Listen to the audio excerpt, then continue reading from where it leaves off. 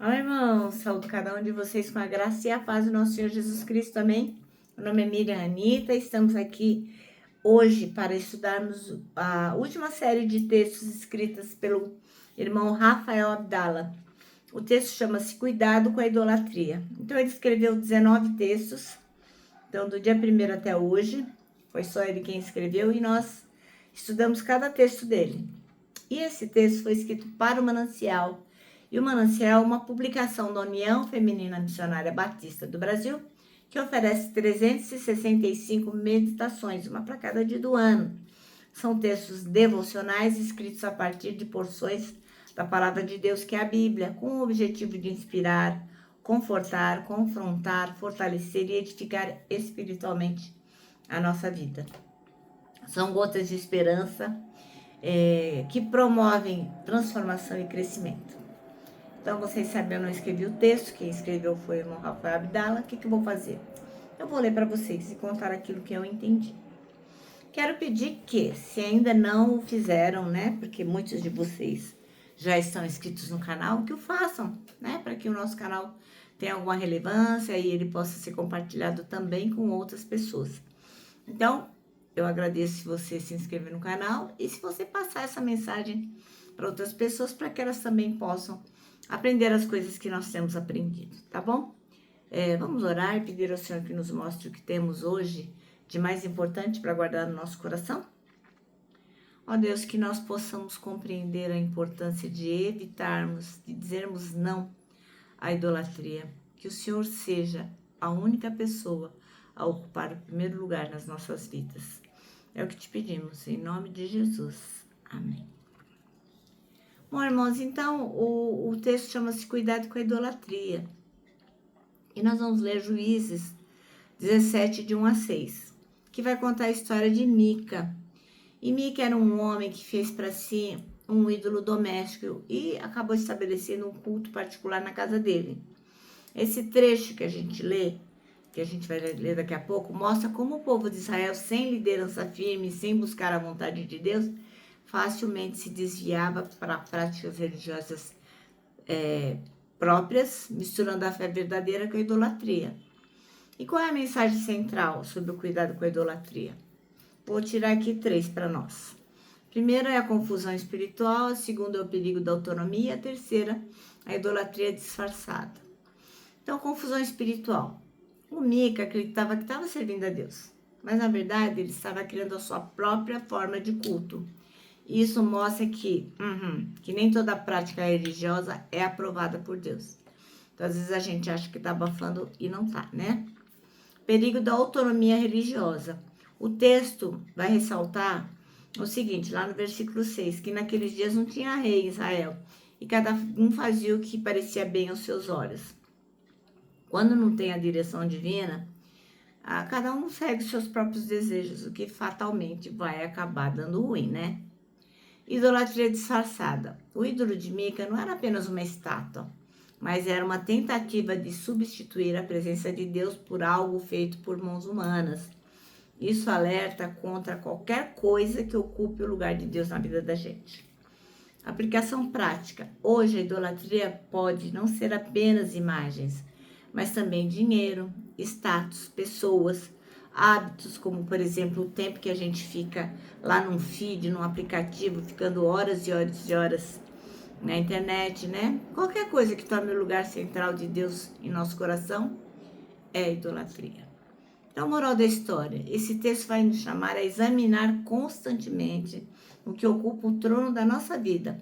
O cuidado com a idolatria não é apenas evitar imagens, mas manter Deus como prioridade absoluta, sem misturar fé com práticas que nos afastam da verdade, ok?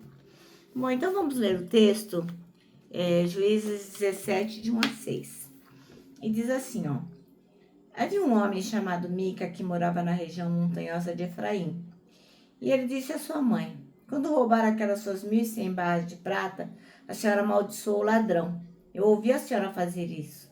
Sabe de uma coisa? A prata está comigo. Fui eu que roubei. E a sua mãe disse, que o Senhor abençoe você, meu filho. Então ele devolveu à sua mãe as 1.100 barras de prata e ela disse, meu filho, Para tirar a maldição de cima de você, vou dar essa prata como oferta ao Senhor. Ela será usada para fazer um ídolo de madeira, folhada a prata. Por isso eu devolvo agora essa prata para você. Mas o filho tornou a devolver a prata à sua mãe. Então ela pegou 200 barras de prata e entregou um ourives. Ele fez um ídolo de madeira e o folheou com a prata. E o ídolo foi colocado na casa de Mica. Mica fez uma capela, ele fez outros ídolos e também uma roupa de sacerdote. Separou um dos seus filhos para ser o seu sacerdote. Naquele tempo não havia rei em Israel e cada um fazia o que bem queria. Você vê que coisa, né? Bom, enfim, Mica é Mica, né? E a gente pode ir muito bem no encalço dele se não tomarmos cuidado. Bom, o versículo escolhido aqui pelo irmão Rafael Abdala é o 5, que diz assim: E assim este homem, Mica, veio a ter um santuário. Fez uma estola sacerdotal, alguns ídolos do lar e consagrou um dos seus filhos para ser o sacerdote. Olha só que situação, né? O nome Mica testemunha que só tem um Deus. E quem é como o Senhor nosso Deus é derivado desse nome. Então, essa declaração, quem é como o Senhor nosso Deus, é derivado desse nome Mica. Olha só que coisa, né? E no caso aí de Juízes 17, né, onde nós lemos só os primeiros 6 versículos, apenas o nome conferiu essa verdade. O jeito de viver a conduta de Mica, não. Esse homem, Mica, né, que morava lá nas montanhas de Efraim, ele construiu uma casa de falsos deuses, um centro de idolatria. Ele furtou, ele roubou a própria mãe e ela, não, filho, tá tudo bem, tá ótimo, não tem problema. Então, quando ela se viu roubada, ela amaldiçoou a pessoa, mas quando ela descobriu que foi o filho dela, estava tudo certo. Então, o período dos juízes na Bíblia foi marcado por extrema instabilidade, tanto no governo quanto na fé.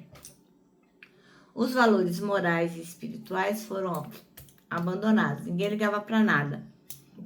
E o Mica, que morava lá naquela época, né, acabou sendo enredado também por essa corrupção de valores.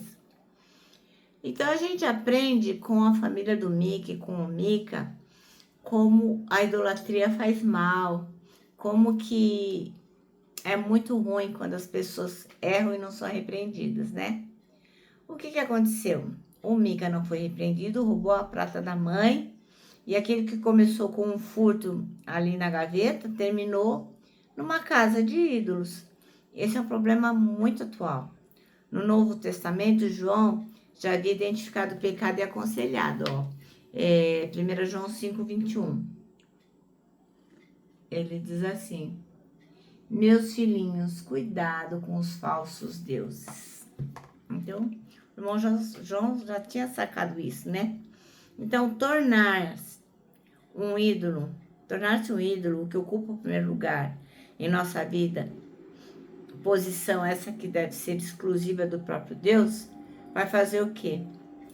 Vai nos causar problemas.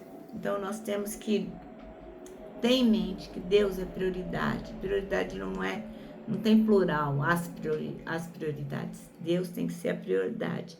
Então, tudo o que vem para nós, que nós gostamos, que queremos investir tempo, tudo isso é muito bacana.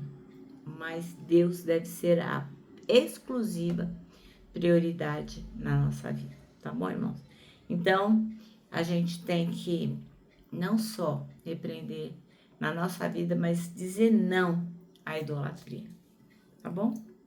Bom, agora eu vou terminar aqui deixando meu abraço diário de urso. Lembrando que a gente que sabe que tem que tomar cuidado com a idolatria, para nós o abraço dá super mega certo. Não tem nem como não abraçar. Lembra que a gente tem um versículo para decorar, que é 1 Coríntios 3:16, que diz assim, somos o templo onde o Espírito Santo habita, se move e manifesta a glória de Deus. Tá bom? Decora aí, é importante demais. E agora eu vou me despedir, deixando a frase do dia, a frase do ano, né? Que a gente vai repetindo todos os dias. Que foi escrita por Augustus Nicodemos, que é o seguinte, sabe o que ele já disse? Arrependimento não é quando você chora, é quando você muda.